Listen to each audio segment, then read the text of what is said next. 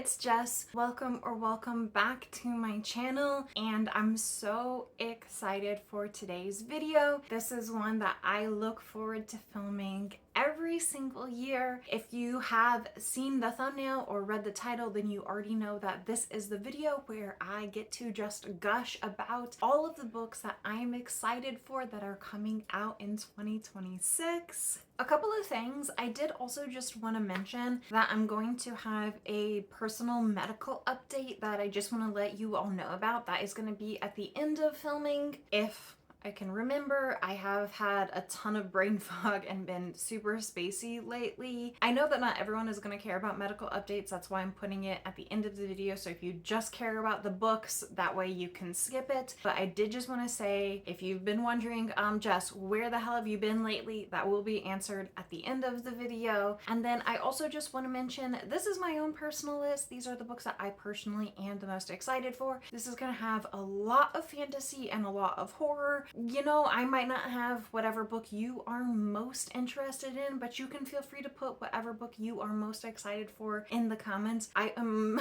always adding books to my TBR, so feel free to let me know. I have a lot of things to talk about today. Get a snack, get a drink, let's get moving. I also am reading off of a notebook. If you see me looking down, that's why. And we're starting off this video with a lie because the first book that I want to talk about actually comes out on December 30th, so still in 2025. That is An Arcane Inheritance by Camilla Cole. This is an adult dark academia fantasy. It says Warren University has stood amongst the Ivy elite for centuries, built on the bones and forbidden magic of its most prized BIPOC students, hiding the rot of a secret society that will do anything to keep their own powers burning bright, no matter who they must sacrifice along the way. And in this, we're going to be following Ellery Morgan, who's a freshman, and she keeps having these weird moments of deja vu, and she becomes convinced that she's actually been at the university before, so she gets a legacy student, Hudson Graves, to help her recover these memories that she seems to be missing. This one really intrigues me. First of all, because obviously this secret society is doing something super sketchy to these BIPOC students, but also I just really like the premise of deja vu. I think it gives us an interesting way to play around with like the unreliable narrator trope. Unreliable narrators are some of my favorites, especially when it's like, you know, they're unreliable. I love it when a narrator is trying to be reliable, but like because they're missing parts of their own memory and they know it, they just can't be reliable. That is one of my favorites, so I'm definitely keeping my eye on this one. Then officially moving into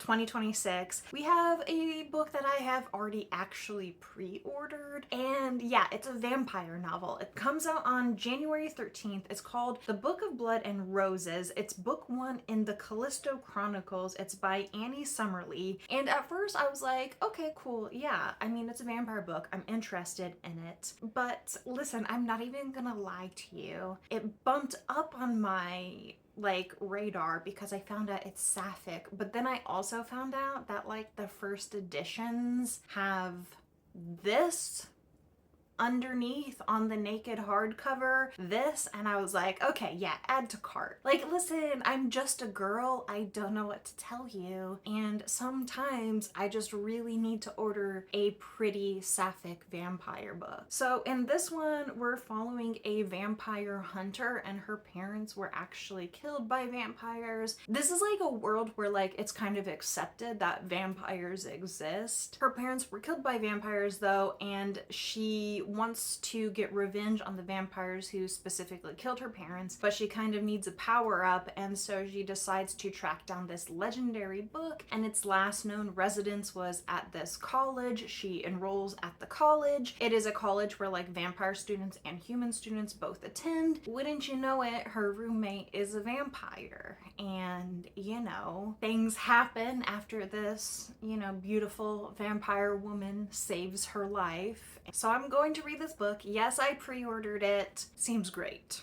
This next book that I want to talk about also comes out on January 13th. And at first I was like, oh, this is a beautiful cover, but I didn't really know if I was interested in this book. It is an adult romantic fantasy by Isabel Ibanez. The blurbs are comping this book to the movie Ever After. That movie is seared into my prepubescent brain. The scene of Drew Barrymore coming out in that dress with her wings, that movie like changed me as a person. And they also say like it's whimsical magic.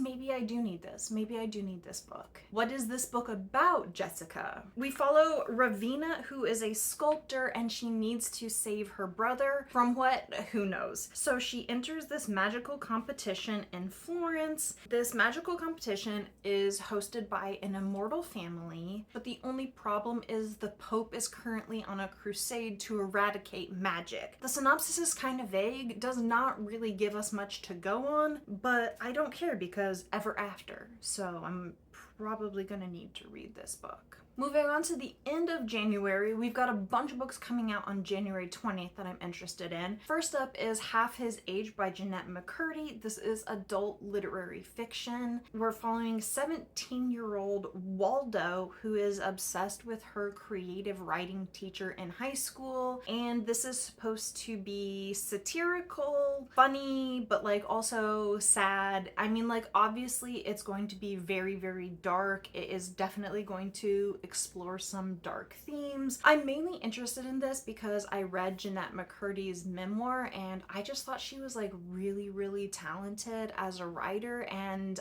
even though her memoir was really, really heavy, it was also very, very humorous. I thought like she was really good at writing humor into the dark moments, and I kind of just want to see what she can do with like the fiction genre. I just want to see what she can do. Also on January 20th, we have a bunch on January 20th. We have The Poet Empress by Shin Tao. This is a debut adult fantasy. This is one I might also pre-order because it is being pitched for fans of She Who Became the Sun, and I love that. I love that series. This is supposed to be an intensely political fantasy. It's also supposed to be pretty dark and heavy, but basically we're following a woman named Wei Yin who offers herself as a concubine to the cruel Azalea house, and she does this to prevent her family from starving. I'm assuming her family will receive some type of benefit, don't know what. Then once she becomes a concubine, she is in the palace. She basically gets thrown into the world of politics, and she discovers that there is a civil war that is brewing. What makes this world so interesting is that in this world, magic is based off of poetry. However, women are also forbidden from reading, so women cannot participate in magic. So Wei Yin decides to secretly learn how to read so that she can then construct poetry and she can craft spells. You know when like you sometimes just have like a gut feeling about a book, you're like, this is just one for me? I just have a gut feeling that this one might be for me. I might pre-order it. I might. On the flip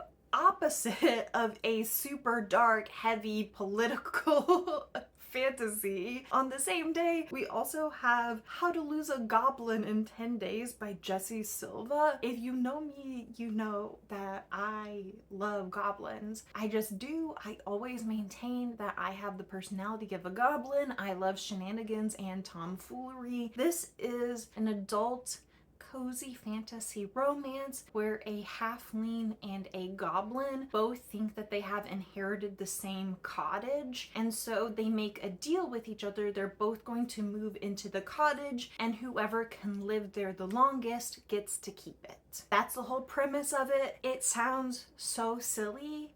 I need this book. I need it. Obviously, they're gonna fall in love. It's gonna be a good time. There's gonna be some type of tomfoolery. Sign me up. But wait, I have even more goblins for you because T. Kingfisher wrote a book apparently just for me, 9 Goblins, also coming out on January 20th, a tale of low fantasy and high mischief. This one, the synopsis is really short. It doesn't give us very much information, probably because the book is less than 120 pages. It's about a troop of goblins that are just trying to get home, and they're just gonna like have shenanigans. I'm assuming that it's gonna feel like a little bit meandering, a little side questy, which sounds fun to me. And it's just a little troop of goblins just trying to get back home. And then the last book for January is on January 27th. We have On Sunday She Picked Flowers by Yaya Schofield. This is an adult gothic horror. It is also a debut. Jan actually put this one on my radar. She read an arc of it and she was absolutely raving about it. This one is definitely like a heavier one. It has like themes of abuse and trauma and violence, but Jan was saying that it was like absolutely beautiful and she loved it, so it is definitely one I'm keeping my eye on. So we're following a woman named Judith who escapes an abusive home and then ends up finding a haunted house in the forests of Georgia and decides to move in there. And then there she kind of becomes a healer woman and then learns how to soothe these ghosts that live in this house with her. And then one day a woman shows up at this house and it kind of forces her to confront basically like her own past, and it kind of stirs things up in the house. Definitely going to be a heavy book, but I do love gothic stories. I do love horror. If I have the mental capacity, I definitely would like to read this one. On February 10th, we have a new one from Matt Dinniman, who is writing the Dungeon Crawler Carl series. It's called Operation Bounce House. So I'm gonna be honest with this one. If this is the start of a series, which the synopsis does not indicate it is, it does seem to be a standalone. But if I find out that it is a start of a series, I'm gonna not read this until Dungeon Crawler Carl is finished, because I just simply do not have the time to be reading Dungeon Crawler Carl and this if this is going to be a series, especially because I do think that thematically I think these books are gonna actually be pretty similar. I think like plot wise they're gonna be different, but I think thematically they're gonna have a lot of the same things to say. In this, we are following Oliver Lewis and his sister, and they are like third generation colonists on this planet New Sonora, which does make me a little bit nervous because like what was New Sonora like before the humans showed up? Like they're colonists from Earth, but they're third generation. So like was this planet just like empty but like habitable? Was it empty and dead and then like they colonized it and like, you know, terraformed it and stuff? Like I really hope Matt Dinniman answers that, because that's an important question that I really need to know the answer of. Like I said, they're third generation, so they are running the ranch that their grandparents started. The communication on this planet has like really broken down. So like all the colonists have basically just been left isolated and they're just doing their thing, living life. But then communication and transportation between Earth and New Sonora gets suddenly fixed and you can like transport back and forth. And the colonists think that this is going to be a good thing. And like way back in the day, generations ago, they had like established treaties between the, you know, Earth and this like colony population. And now, wouldn't you know it, Earth government does not give a fuck, which makes perfect sense. Apex Industries, underneath the Earth's government, is letting gamers remote pilot machines to evict the settlers who have been living there for years. This is, like I said, like they're 3 generations deep. This is their home now. It seems like this could be a really fun sci-fi time, but again, I do have some questions about this before I commit to reading it. On February 17th, Heather Fawcett has a new book coming out called Agnes Auberdine's Mystical Cat Shelter. This is going to be another adult cozy fantasy, and I mean, it is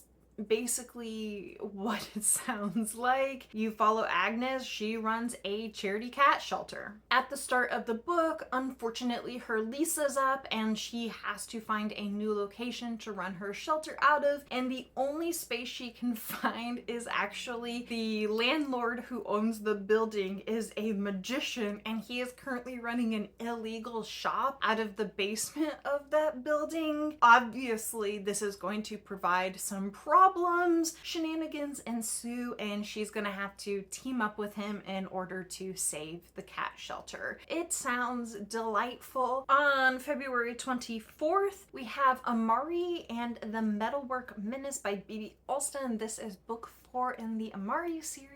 Obviously, I'm not going to tell you what this one is about for 2 reasons. First of all, it's book 4 in a series. I'm not going to spoil a series for you. Second of all, I've only read the second book in a series, so I'm not going to spoil the series for me. But I do highly, highly recommend Amari. I think it's a great series. This is middle grade fantasy. In this series, you're following Amari, and her brother has gone missing. One day, she finds a suitcase in her brother's closet, and inside the suitcase, she finds an invitation to join the Supernatural Bureau of Investigation. So she's like, oh my gosh, maybe this will give me clues to where my brother is. So she goes and she tries out for this Bureau of Investigation. It is like a tryout process, and once she's there, unfortunately, like, her supernatural ability is deemed illegal, and it is lots of hijinks and shenanigans and some found family and new friends, and like, it is all the good things that you would expect in a middle grade. But like, Amari is just so clever,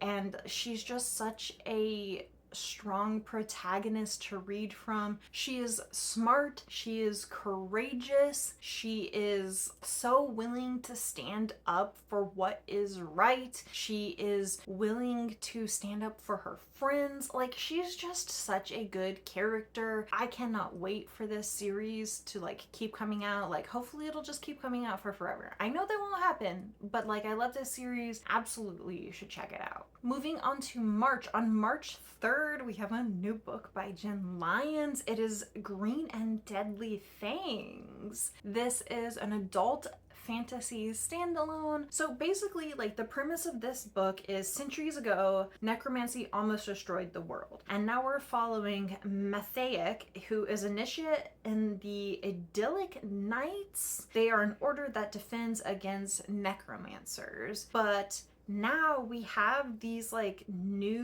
monsters and forests that are coming alive, and they're basically like eating anything that gets close to them, including the knights. And like, literally no one knows what to do about this. They're calling it wild magic, but they're just like, what do we do? Like, the trees are just getting up and eating people. Like, whole forests are coming alive. So Mathaic is like, we're out of options, and so he decides to go and wake up the sleeping necromancer that just happens to be below his like super cool knight sect sleeping. And he's like, hey, we've got this like wild magic that's literally eating everybody. Do you think you could use your death magic to handle it? I'm guessing things go from there. Maybe Mathaic and this necromancer will smooch. So I'm 1000% reading this book next year, 1000%. Now, also on March 3rd, we had a book that originally was not on my radar at all. But, listen, Samantha Shannon said that this book is a Tolkien-esque journey. What do you mean it's a Tolkien-esque journey? What do you mean? What do you mean it's a Tolkien-esque journey? Well-known, beloved, high fantasy author is going to compare a fantasy book to Tolkien?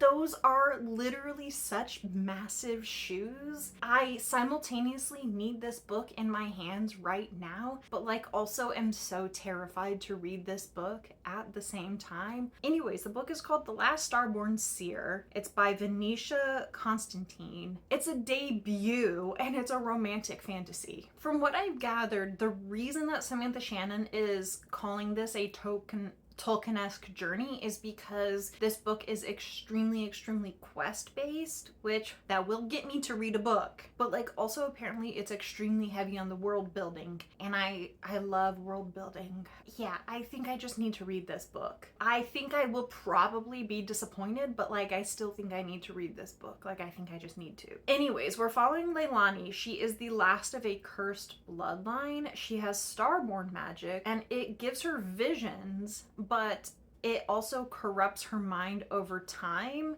That is something that I also find interesting. I like it when magic basically slowly kills you. It's a trope that you see sometimes in fantasy, and like honestly, I think it should be used more. Like I like it when the cost of using your magic is that you die. Like it makes the stakes very, very high. So she's the last of her line, but she is also blamed for this like sickening, which is this wasting curse. Her mother is dying and she's going to be forced into this marriage, and she's also blamed for this curse. So she's like, hey, things seem pretty bad right now. I'm about to be forced into this marriage. Everybody hates me. My mom is dying. What if instead of all of that, I go on this quest and I get this legendary artifact that can maybe cure everybody of this wasting sickness? And then it says Leilani must decide what she's willing to sacrifice in the name of redemption before her powers consume her. Like honestly, it does sound really interesting. I'm just nervous. I'm nervous because like it's big shoes to fill. Like it is really hefty when you say book is a Tolkien-esque. Like those are some big words to say. But I think I need this book. On March 10th, we have The Midnight Muse by Joe Kaplan. This is an adult horror novel featuring mushrooms, which is always fun. So this is about a metal band called Queen Kyrian, and the lead singer went out to this cabin. She was supposed to be like working on music, but instead she disappeared. And then on the anniversary of her disappearance, the rest of her bandmates go out to the same cabin. They basically go as a way to like honor her, remember her, and you know, creepy things start happening. They start seeing things, hearing things. It's a horror book. You can figure out what's gonna happen. Also on March 10th, we have The Fox and the Devil by Kiersten White. This is an adult sapphic gothic fantasy vampires. This is one that I think I'm gonna get from the library because Kiersten White has disappointed me. I gave Hyde 2 stars and I haven't read anything else by her, but this one just sounds so good and so fun. This we're following Anika, who is Van Helsing's daughter. She comes home to find him murdered, and standing over him is an insanely beautiful woman who disappears without a trace. She's like, that is weird. So she assembles a team of detectives, uses the best forensics she can, and starts trying to track down her father's murderer. And then she starts getting letters from someone named Diavola and begins to wonder, maybe this killer isn't exactly human. I don't trust Kiersten White anymore enough to just pre-order this like I used to pre-order all of her books, but this sounds really good. On March 10th, we have another adult horror. This is a modern adult gothic horror. It's You Should Have Been Nicer to My Mom by Vincent Tirado. This says demons clash with inheritance claims as secrets unfold and violence is unleashed over 12 harrowing hours, trapped in a house with the worst thing imaginable: family. So we're following Xiomara, and she is trapped in her family home due to a storm after the reading of her will when the family patriarch passes. And his last message to the family is, whoopsies, I made a deal with a demon and now the demon is possessing one of you. You better figure out which one it is, otherwise you're all doomed. Oops. And no one believes him except for Xiomara. Then people start dying and secrets come out, and it sounds like a super, super messy, dark time. And I love demon stories. I love gothic stories. I love messy familial stories. Sign me up for this. On March 17th, we have The Fateful Dark by Kate Bomber. This is adult gothic fantasy. It's going to be book 1 in the Brilliant Soul duology. The tag for this one is, this is the city of miracles, but not everything miraculous is good. This one kind of piqued my interest because honestly, I just get excited about anything that's kind of revolving around religious trauma. You know, read into my background whatever you need to about me, that's fine. We're existing in this walled holy city and we're following Scylla. She was born without a soul, and then she was raised by the church within the city. And then there is, as an adult, there was this series of murders, and the church is doing their investigation, and they're like, okay, this this is our prime suspect. We're gonna send Scylla to kill this person because Scylla doesn't have a soul. Therefore, if she kills them, it can't mar her soul. Like, it can't, leave a black stain on her soul because she doesn't have one. So she goes to kill their prime suspect. Notice that, like, I'm saying prime suspect, not like convicted murderer. And when she meets a suspect, he's like, whoa, whoa, whoa, whoa, whoa. I am innocent. I did not kill these people. But also, guess what? Guess what? Guess what? Baby girl, I have a magical gift. I can create souls. If you help me clear my name, help me figure out who's really doing the murders, I can make you a soul. So this will basically be the chance to get both of them redemption. It'll clear his name, therefore giving him redemption, and it will give her a soul, therefore granting her redemption. But in the process, it's going to pit them against the most powerful figures in the city until they're able to figure out who the real murderer is. They're going to be constantly in danger while they're doing all of this. It just sounds like a really, really good, it sounds like a good time. On March 24th, we have, I believe it's pronounced Aicha. This is I think standalone, I'm pretty sure standalone, but it's an adult Moroccan fantasy. And it is the story of Morocco's warrior goddess. But it is, I think, like the story of how Aicha becomes a goddess, because she's like born just as like a mortal, I believe, and then this is like the story of how she becomes a goddess. But basically, Morocco is under Portuguese occupation, and she's like, nah, let's fuck shit up. It's a story of female rage, female empowerment, and murdering some people. Also on March 24th, ever the busy Lady T. Kingfisher has another book coming out, Wolfworm. This is historic gothic horror. Almost said fiction, it's horror. In this one, we are following Sonia Wilson. She is a scientific illustrator, but because of the historical period, she was basically only allowed to work because she was kind of working under her father's reputation. Unfortunately, when like the book starts, he passes away, and then Sonia is really no longer being hired, and she begins to become desperate. And then one day she gets an offer from a Dr. Halder to go to his manor house in northern North Carolina. He wants her to come and illustrate his insect collection. And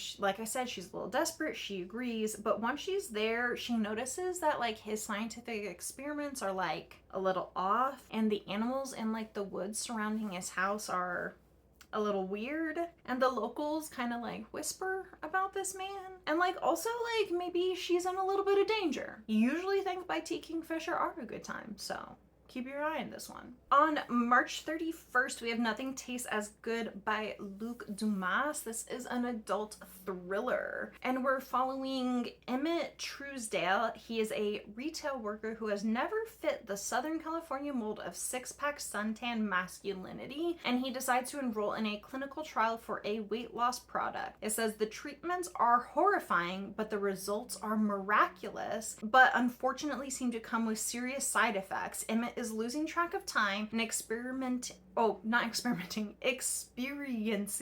overwhelming cravings. I think that this is just going to be like a really timely book, especially with like the return of skinny culture, which I hate, quite frankly. Moving on to April, we have The Rise of the Celestials by Kritika H. Rao. This is an adult fantasy romance and is the concluding novel to the Divine Dancers duology. So I do just want to say that yes, this is a fantasy romance, but it is definitely very non-traditional in the fantasy romance genre. I have a whole vlog where I talk about book one, which is The Legend of Maneka. I gave it 4 stars. I genuinely think The Legend of Maneka is such a special and unique book. It is a spiritual book. It is introspective. It is creative, and I genuinely want it to end up in the hands of the people that are gonna appreciate it. Unfortunately, the general like fantasy romance population is just not appreciating The Legend of Maneka. I really want the people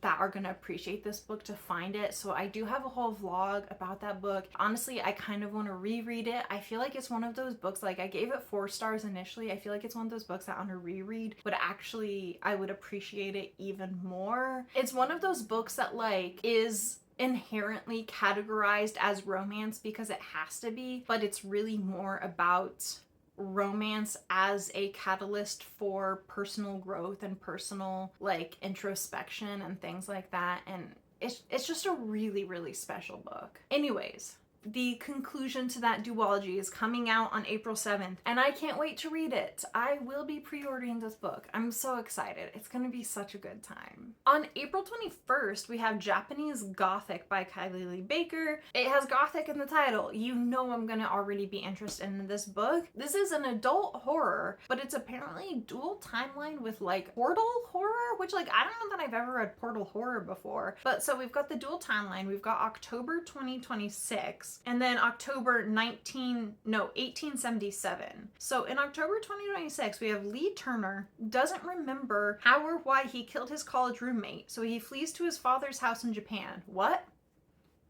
Hello? What? And then October 1877, Sen is a young samurai in exile hiding from imperial soldiers. Her father returns from war a monster, and Sen sees a terrible omen of a young foreign man outside her window. It sounds really cool. I want to read this book. Also on April 21st, we have Thrall by Rebecca Mahoney. As you can tell by the picture, it is a vampire novel. I'm not actually sure if this is going to be a thriller or a horror, and this is honestly like kind of a very basic setup, but I think that it's just going to be like a really fun time. We're following Lucy. She's just starting college. She's like, yay, I finally get to start my adult life. New start, fresh, woohoo! Goes to her very first college party, gets turned into a vampire. She decides to team up, it says, with the living victims of this vampire, so like I don't entirely know what the details are there, but she teams up with the other living victims of the man that turned her into a vampire, and they're gonna like hunt him down and take care of him. So yeah, like honestly, very basic premise, but like I don't care. Like this is one that like you don't have to reinvent the wheel. Like sign me up. This is gonna be a fun, silly, goofy time. On April 28th, we have Molka by Monica Kim. This is adult horror, and Molka is, I believe, Korean slang for sneaky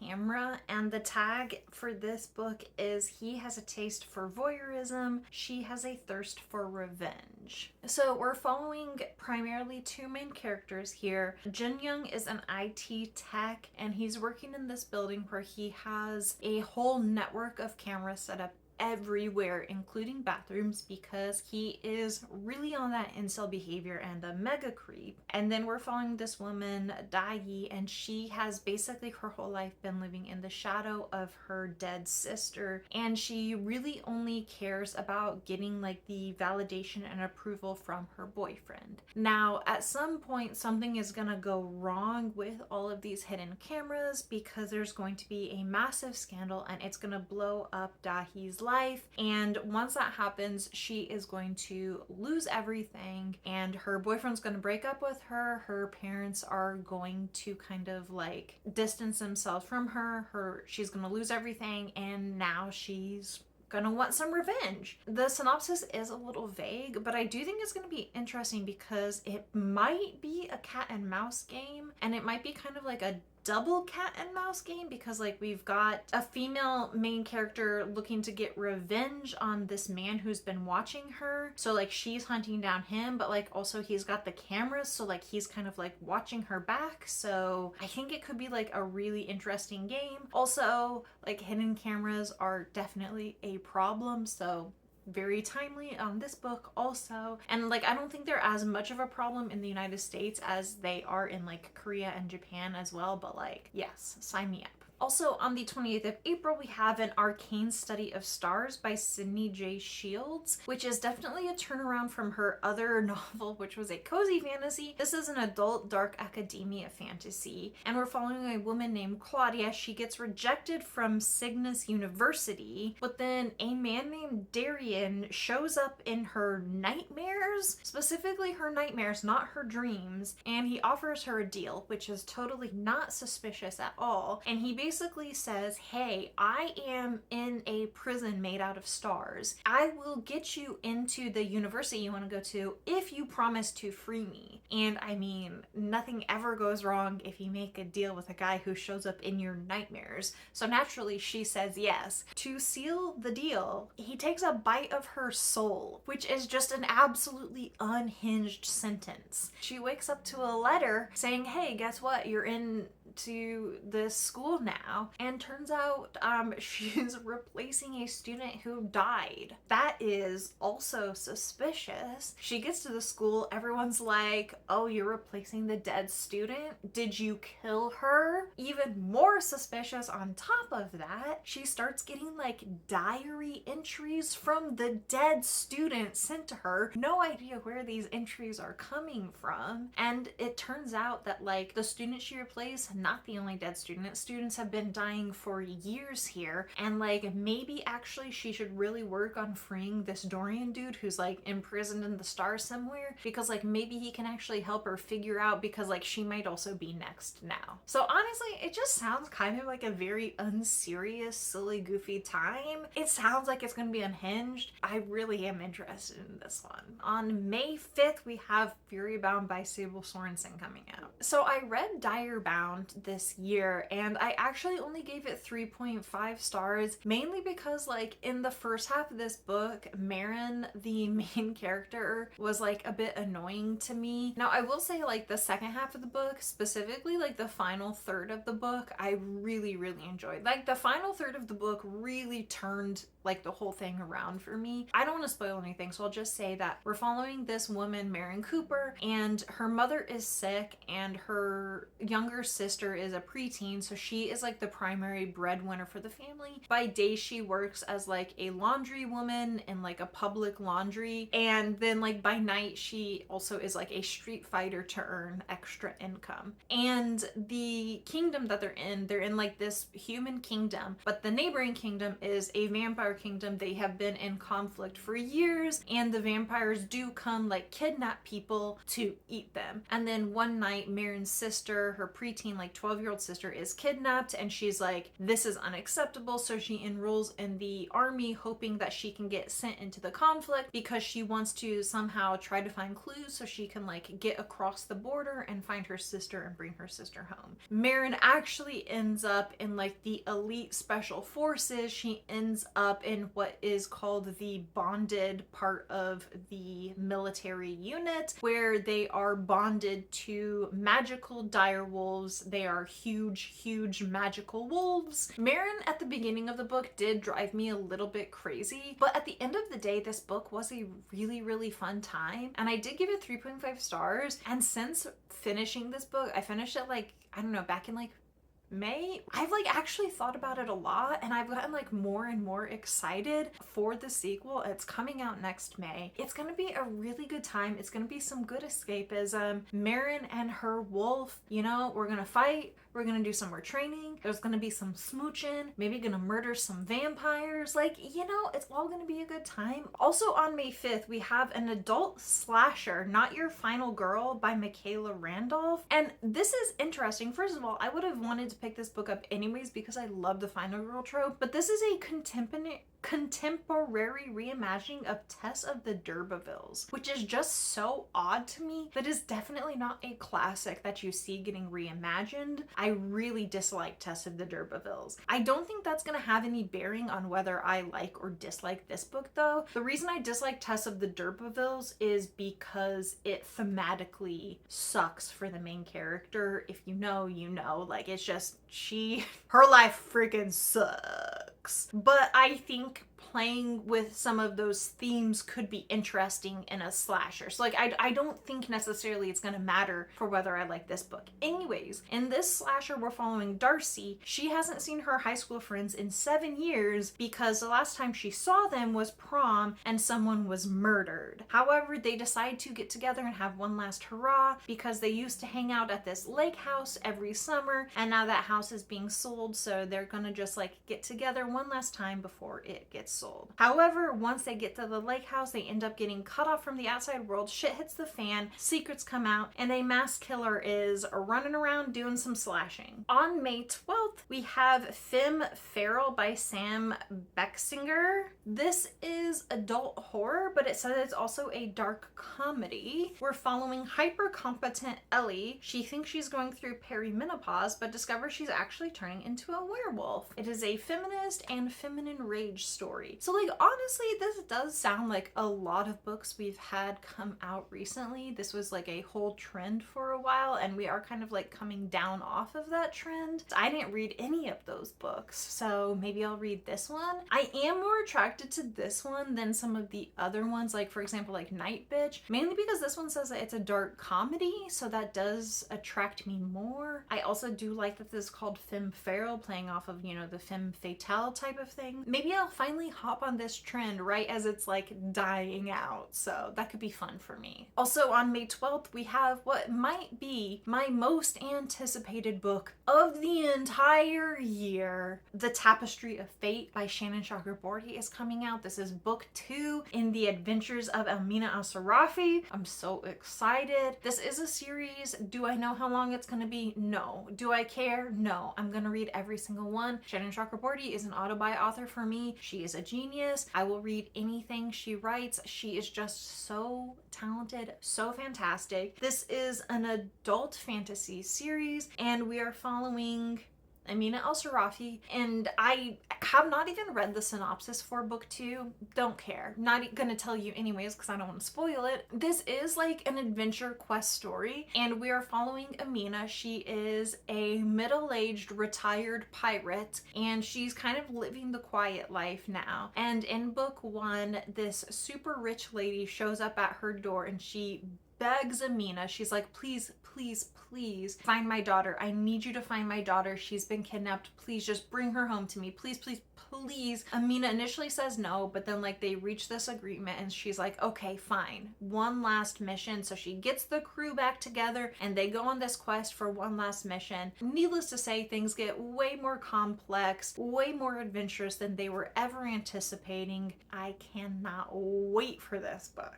Also on May 12th, we Dance Upon Demons by Vaishnavi Patel. This is the same author as Kaikeyi and the River Goddess, and it is an adult standalone fantasy, but this one is actually set in the contemporary world. So this one we are following Nisha, who is a reproductive healthcare worker. She lives in Chicago. She basically is being bombarded every single day. She's just trying to do her job, but like obviously in the current climate, healthcare workers, especially reproductive healthcare workers, are under a lot of stress. There's just a lot going on. They're constantly under attack all the time. So kind of as like a little stress relief, she goes to her favorite museum and she is going to this Indian art exhibit that they're having there. And then all of a sudden she finds herself bleeding, disoriented, and collapsed. And the last thing she remembers is that this statue beckoned her over to it and she touched it. And now she seems to have a strange power and she's facing threats, both human and non-human. On May 19th, we have The Ballad of Falling Dragons by Sarah A. Parker. This is the sequel to When the Moon Hatched. I honestly don't really want to talk about this book too much. First of all, because When the Moon Hatched is super popular, I don't need to tell you what that book is about. It's mega popular. But I also don't want to talk about it because I'm a little bit salty about this book. When the Moon Hatched was originally self-published, and when it came out in 2024, the sequel was going to come out that same year. And then when it got picked up to be traditionally published, the sequel got pushed back, which is very common and it's very fine. But like the sequel now has had like 10 different release dates. I am very fine waiting years for release dates of books. I understand that a book takes however long it takes to write. And I also understand that like sometimes things happen in life and you gotta push release dates back. But I think it's really weird when you have a release date and then you push it back 1 month. And then when it runs to that month, and then you push it back 2 months. As of today, when I looked on Amazon at the release date for this book, the Kindle release date was May 19th, and the hardcover release date was still April. They literally this month pushed the release date back again. I don't know the author. I don't know what's going on in her life. I don't know. But like, also, this is not her first book. I feel like if you have to push a release date back, you already know if it's gonna be a month versus a year. It's not that like I feel like I am entitled to this book or I feel like I need this book. It's more so that like I just feel like I am losing faith in the author's word and I'm losing faith in this series. Am I still going to read this book? Yeah, probably. I gave book 1 4.5 stars. I ate it up. I had an absolute blast in book 1. I loved it. I tricked one of my friends into reading it and it was their worst book of the entire year. Even after this rant, I'm still probably gonna read it. But if it does not live up to my high expectations, I'm probably just gonna be done and say there are other books out there. I definitely got off on tangent there. I'm so sorry. On May 26th, we have A Dark and Wild Wood by Sarah Nicole Lemon. Please look at this cover. Please, like, it is so gorgeous. This is an adult gothic fantasy inspired by the tale of Bluebeard. And Roshani Chokshi blurbed this and said, "Lemon is a poet with knives for teeth." Hello? This is a lush atmospheric story of a maiden with dark magic who becomes the apprentice to Lord Death, a swirling mirage of dark fairy tale, gothic romance, and historic fantasy. A Dark and Wild Wood is a novel best devoured all at once, but proceed with caution as everything is not what it seems. I'm so sorry, I need this book. I need it now. Can I have it? Can I have it? Next up, also on May 26th, we have Bone of My Bone. This is by Joanna Van Veen. Earlier this year, I read Blood on Her Tongue by the same author and I loved it. I gave it 4 stars. That was a sapphic horror gothic story. Now this one is also adult horror and it is also sapphic, but this one is historical folk horror. It is set in 1635 and we're following 2 women, Sister Ursula, who is a nun fleeing the ruins of her convent, and Elsbeth, a sharp-witted peasant. The 2 of them are on the run from marauding soldiers. They escape into the Bavarian forest and they find the gilded skull of a saint. It is said that if you reunite the saint's skull with her body, you will be granted a wish, so the 2 set out on a quest which will culminate in an impossible choice. I'm just looking forward to seeing what else Joanna Van Veen puts out next. Yeah. Moving on to June, on the 2nd, we have The Secret World of Briar Rose by Cindy Pham. This is a YA sapphic fantasy. It is a Sleeping Beauty retelling. I think a lot of us have this one on our radar because a lot of us have been watching Cindy Pham for years now. She is extremely popular on BookTube. Thematically, this book is going to be quite heavy for a young adult. It is going to feature a lot of talk about grief and a lot of talk about depression and mental health. And you follow Corinne, who's a thief searching for her sister. And on the course of that, she stumbles on a magical realm, which is actually the subconscious of a lost sleeping princess. It does sound like it's going to be like dark whimsy, which sounds quite fun. I don't know if I'm gonna pre-order this, but I'm probably gonna give it a go just as a way to support Cindy. Also on the 2nd, we have the next book in the Dungeon Crawler Carl series, A Parade of Horribles. This is a lit RPG series by Matt Dinniman. It is also like a sci-fi series. This series has been massively successful this year. So if you want to know more, like, Google it. I've already talked about it in like 5 separate videos, but just know that I'm definitely on the hype train with Dungeon Crawler Carl. I've already read the first 4 books of the series. We have quite a few books coming out on June 9th. The first one I'm interested in being We Hexed the Moon by Molly Hall Seeley. This is an adult, but I'm not entirely sure what genre it's gonna be. It is going to be fantastical, but I'm not sure if it's like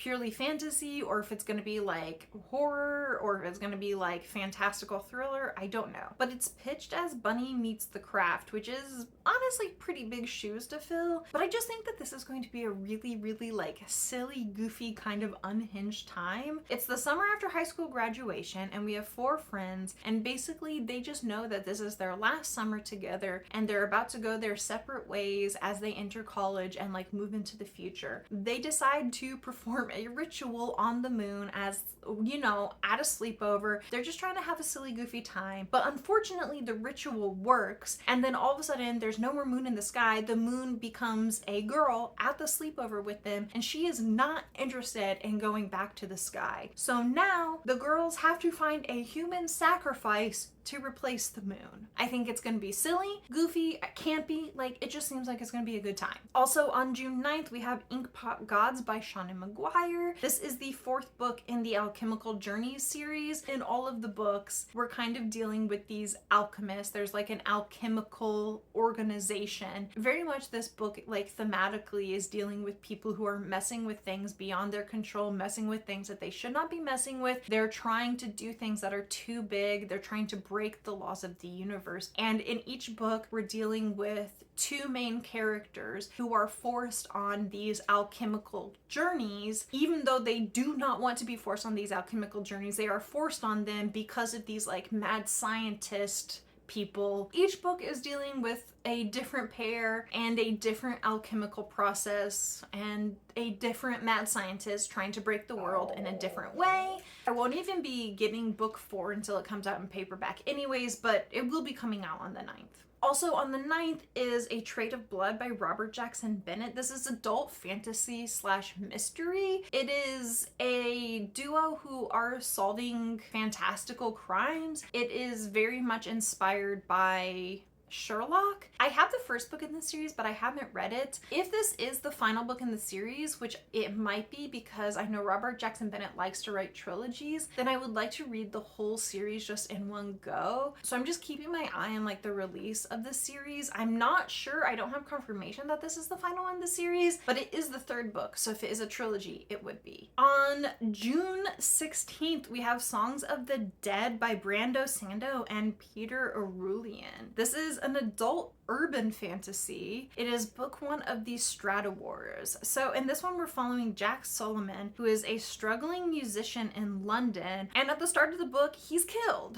He awakens to an afterlife where every era of history is layered on top of each other. And like, I guess you can like move between the layers.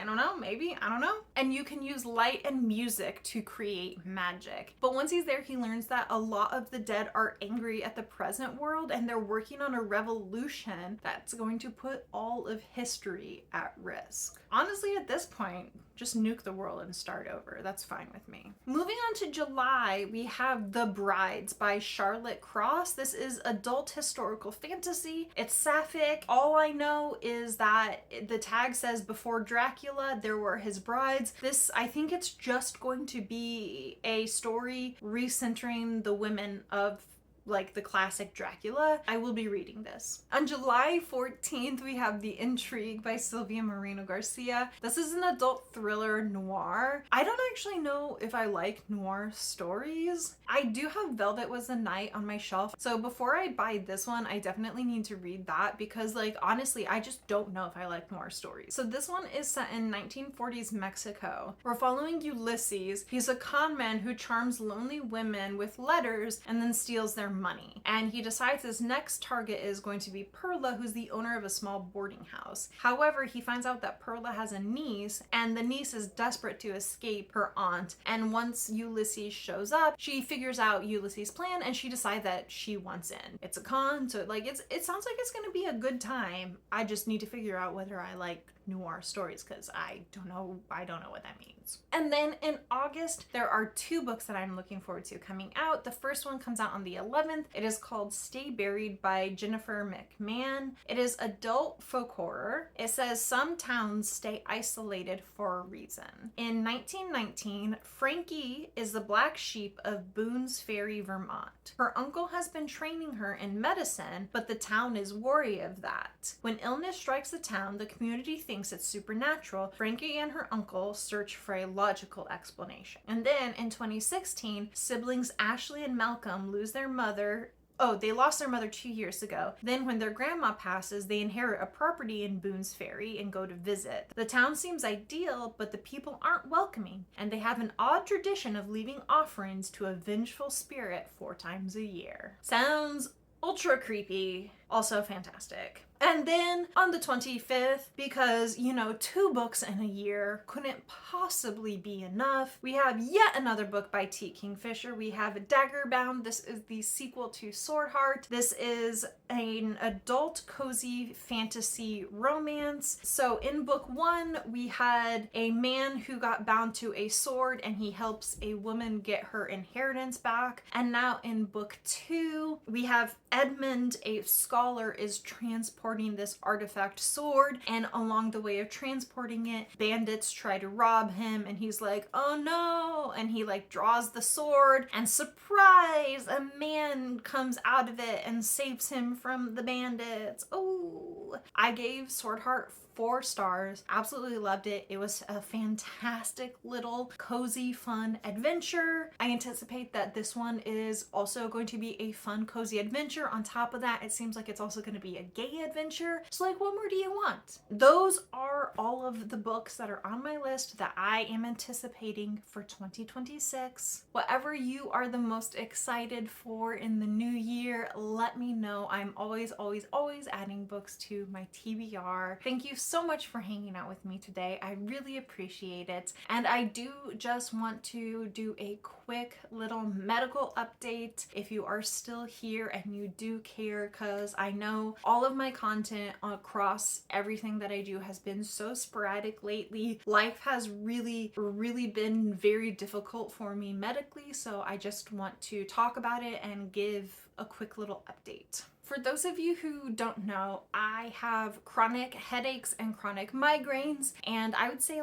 for the past probably 5 years, it's been really bad. And when I say bad, I would say that I have, in a given month, I would say on minimum 20 out of 30 days where I have a headache. Now, I don't necessarily always consider that to be a migraine. It's not like a 10 out of 10 pain day, but it is 20 or more days out of any given month that I'm in pain. And I have basically for the past however many years been self-medicating myself using caffeine and over-the-counter medications, acetaminophen, ibuprofen, stuff like that. So I was finally able to get some testing done. I had a brain scan done, I had an MRI, and I was finally able to see a neurologist, and she was very kind and very gentle with me, and she did not use this wording, but she did tell me that I fucked up my brain chemistry. And so she has me on a daily prescription medication now. I'm honestly still not sure that this is the right prescription for me, but adjusting to this daily medicine has been